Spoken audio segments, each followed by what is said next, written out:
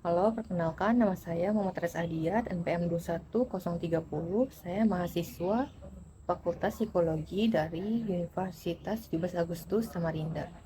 Jadi hari ini saya akan mempresentasikan tugas ergonomika saya, dan dalam tugas ini saya membahas dua materi. Yang pertama yaitu time study during vocational training atau studi waktu selama pelatihan kejuruan, dan yang kedua yaitu The Laws of Ergonomics Applied to Design and Testing of Workstation, yaitu hukum ergonomi yang diterapkan pada desain dan pengujian stasiun kerja. Oke, jadi yang pertama saya akan membahas studi waktu selama pelatihan kejuruan. Latar belakang dari studi waktu selama pelatihan kejuruan itu dimulai dari bukan mahasiswa, lebih kepada siswa sekolah kejuruan yang telah bersekolah pendidikan kejuruan selama 1 sampai 2 tahun. Setelah mereka menyelesaikan sekolah kejuruan dan mendapat sertifikat, maka mereka sudah ready atau sudah mampu dan siap bekerja di industri. Tetapi ternyata banyak dari mereka tidak dapat melakukan tugas atau pekerjaan sesuai dengan periode waktu yang diperlukan. Oleh karena itu, dibentuklah studi waktu yang dirancang oleh Frederick Taylor di Amerika Serikat. Oke, jadi saya akan bahas materi pertama dari studi waktu selama pelatihan kejuruan, yaitu pengetahuan dan keterampilan klasifikasi. Dalam psikologi kognitif, pengetahuan tentang objek itu didefinisikan sebagai pengetahuan deklaratif, dan pengetahuan tentang bagaimana kita mengoperasikan objek tersebut disebut sebagai pengetahuan prosedural. Dan kelas pertama dari pengetahuan deklaratif adalah yang pertama, pengetahuan yang diindera secara langsung tentang objek yang digunakan selama pelaksanaan tugas. Yang kedua, pengetahuan fenomenologis yang bersifat deskriptif tentang objek-objek teknis, yaitu seperti perangkat, peralatan, komputer, dan lain-lain. Yang ketiga yaitu pengetahuan tentang fungsi benda-benda teknis dan konstruksinya. Yang keempat, pengetahuan tentang dasar ilmiah dan prinsip-prinsip organisasi dan pengoperasian objek. Dan yang B yaitu kelas kedua dari pengetahuan prosedural meliputi pengetahuan yang diindera secara langsung tentang bagaimana kita melakukan tindakan dalam bekerja gitu, berdasarkan persepsi dan imajinasi tindakan dengan objek. Yang kedua yaitu pengetahuan fenomenologis tentang tindakan dengan objek-objek teknis. Yang ketiga, pengetahuan tentang aturan umum atau algoritma, yaitu tindakan dengan objek tertentu dalam kondisi yang berbeda. Dan yang keempat, pengetahuan tentang dasar-dasar ilmiah dan prinsip-prinsip umum dari proses teknologi dan pengorganisasian tenaga kerja. Tetapi terdapat lagi salah satu pengalaman yang penting, yaitu pengalaman profesional yang berasal dari kebiasaan dan keterampilan. Dalam sistem keterampilan klasifikasi lainnya, yaitu meliputi keterampilan sensorik seperti visual dan pendengaran, keterampilan mental seperti perhitungan, membaca, memecahkan masalah, dan keterampilan motorik terkait dengan kinerja yang mengkaitkan tindakan motorik. Materi kedua dari studi waktu selama pelatihan kejuruan yaitu ada akuisisi pengetahuan profesional dan keterampilan. Program pelatihan itu harus memberikan kesempatan untuk mempraktikkan secara aktif keterampilan yang dibutuhkan dalam pekerjaan.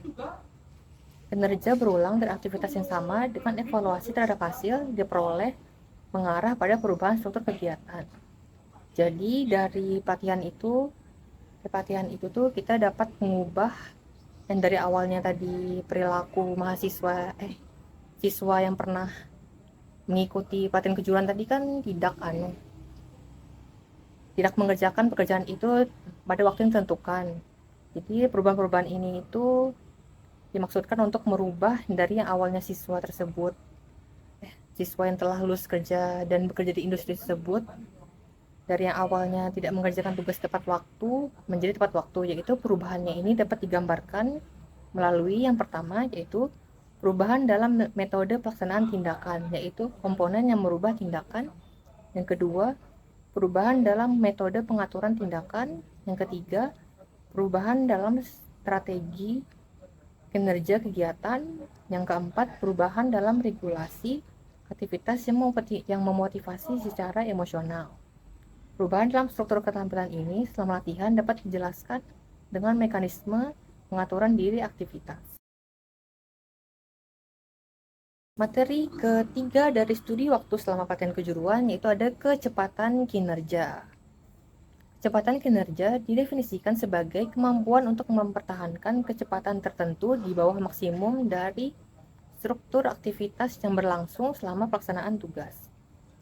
Salah satu aspek penting dari studi kecepatan dalam pelatihan kejuruan adalah studi tentang proses pembentukan kecepatan.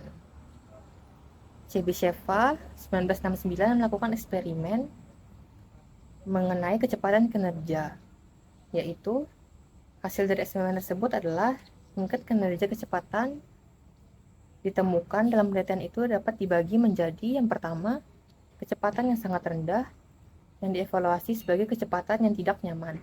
Yang kedua, kecepatan optimal. Yang ketiga, kecepatan yang intensif. Yang keempat, kecepatan yang sulit dicapai. Dan yang kelima, kecepatan yang tidak dapat dicapai. Ditemukan bahwa transisi dari kecepatan yang sangat lambat ke kecepatan optimal itu mengurangi jumlah kesalahan. Berikutnya ada materi analisis fungsional dari formasi kecepatan proses, yaitu dilakukan penelitian yang menggunakan analisis fungsional aktivitas, yaitu dirancang alat terdapat pada horizontal dan vertikal untuk subjek di satu sisi alat dan di sisi alat lain terdapat panel eksperimen. Pada panel horizontal subjek terdapat yang pertama yaitu tombol 1, tombol mulai, tombol 2 yang merupakan tombol tengah, dan 2 tombol tepi kanan yaitu tombol merah dan tombol keempat yaitu tombol hijau sesuai pada gambar di sini. Oke, jarak antara tombol 1 dan 2 adalah 12 cm dan jarak antara tombol 2 dengan 3 dan 4 juga 12 cm. Dalam percobaan ini menggunakan bola lampu hijau dan merah, yaitu warna yang sama dengan 2 tombol tepi subjek. Ada juga dua stopwatch pada pedal eksperimen. Setelah salah satu lampu menyala, subjek harus menggerakkan jari telunjuknya dan menekan tombol tengah, lalu menggerakkan jari ke salah satu tombol tepi dan menekannya sesuai instruksi. Oleh karena itu, alat ini dapat mengukur waktu kinerja dari tindakan pertama dan kedua yang dikombinasikan dengan komponen kognitif yang sesuai. Penjumlahan waktu kinerja dari tindakan ini memberikan informasi tentang keseluruhan tugas yang harus dilakukan. Materi berikutnya ada pengaruh standar waktu terhadap kinerja siswa sekolah kejuruan, yaitu diperkenalkannya standar waktu ternyata memiliki dampak yang signifikan terhadap kinerja peserta pelatihan. Namun ditemukan bahwa hal ini hanya efektif kepada siswa tahun pertama dalam pelatihan standar waktu tersebut. Tetapi pada siswa tahun kedua atau yang sudah bekerja lama tanpa mengenal standar waktu, pelatihan standar waktu ini kurang efektif. Hal ini dapat dijelaskan dengan fakta bahwa tidak hanya faktor kognitif, tetapi juga faktor sosial dan motivasi menjadi penting dalam proses pelatihan. Materi terakhir dari studi waktu selama pelatihan kejuruan yaitu waktu belajar dan motivasi kerja selama pelatihan kerja. Hubungan antara motivasi kerja dan kinerja selama pelatihan kejuruan sangat penting, yaitu dalam perspektif analisis fungsional, motivasi dianggap sebagai mekanisme penting dari proses pengaturan diri yang diarahkan pada tujuan, yaitu model fungsional tersebut membahas bagaimana pembentukan tingkat motivasi dan standar subjektif dari hasil yang dilakukan. Interaksi dari mekanisme ini menentukan strategi kinerja tugas selama proses pelatihan. Model regulasi diri juga memberikan kesempatan untuk mendefinisikan tahapan-tahapan regulasi diri, yaitu tahap pertama disebut tahap motivasi prasadar. Tahap kedua dari motivasi disebut sebagai tahap motivasi yang berhubungan dengan tujuan. Tahap motivasi ketiga terkait dengan evaluasi Dan pentingnya tugas. Tahap motivasi keempat yaitu berhubungan dengan aspek eksekutif dari pelaksanaan tugas dan berhubungan dengan pencapaian tujuan. Tahap terakhir atau tahap kelima dari motivasi berhubungan dengan evaluasi hasil kegiatan dan melibatkan mekanisme fungsional dari pengaturan diri. Semua tahap motivasi itu dapat sejalan atau bertentangan, yaitu motivasi untuk mencapai tujuan mungkin tidak terkait dengan tahap motivasi yang berhubungan dengan eksekutif atau proses. Dalam kasus seperti ini, motivasi positif untuk mencapai tujuan dapat digabungkan dengan motivasi negatif untuk kinerja tugas. Berdasarkan penelitian ini, metode untuk menentukan standar waktu untuk pelatihan kejuruan secara umum ditemukan bahwa pengenalan standar waktu selama pelatihan kejuruan tidak hanya meningkatkan produktivitas peserta pelatihan, tapi juga memiliki efek positif pada dinamika produktivitas, meningkatkan motivasi kerja siswa, meningkatkan disiplin, dan mengurangi kelelahan. Pengenalan standar waktu juga bermanfaat untuk mengembangkan rasa menghargai waktu selama pelaksanaan tugas. Oke, jadi bab 2-nya materi yang saya bahas yaitu hukum ergonomi yang diterapkan pada desain dan pengujian stasiun kerja. Materi pertama yaitu cacat yang disebabkan oleh MSD. MSD merupakan cedera atau penyakit pada sistem saraf atau jaringan seperti otot. Oke, jadi ada dua faktor tempat kerja utama yang mempengaruhi MSD dalam perakitan elektronik. Yang pertama yaitu postur tubuh yang berkelanjutan yang menyebabkan kontraksi statis pada otot leher dan bahu.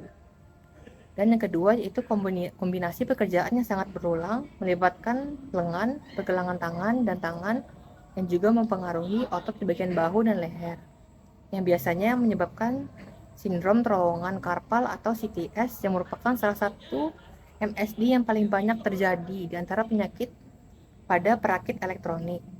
Dalam MSD ini juga dilakukan penelitian yang menunjukkan presentasi hari kerja yang dihabiskan untuk bekerja dengan mouse komputer merupakan faktor yang paling signifikan menyumbang 60% penyakit yang berkaitan dengan CTS atau sindrom terowongan kapal tadi.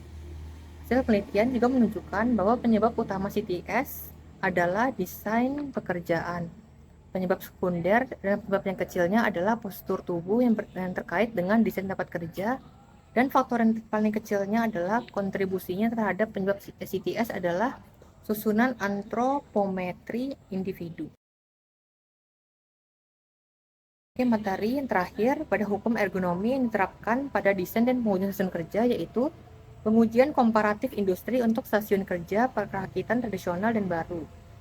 Untuk stasiun kerja perakitan tradisional yaitu satu dengan meja lurus dan satu lagi dengan meja potong, dan pada stasiun kerja baru yaitu dengan tambahan layar TV dan kamera TV. Dari hasil penelitian terhadap komparasi stasiun kerja tradisional dan baru, didapat hasil 80% pekerja yang berpartisipasi dalam penelitian tersebut menunjukkan positif, menilai adanya peningkatan dalam posisi kerja dan posisi leher, punggung, bahu, lengan, dan pergelangan tangan.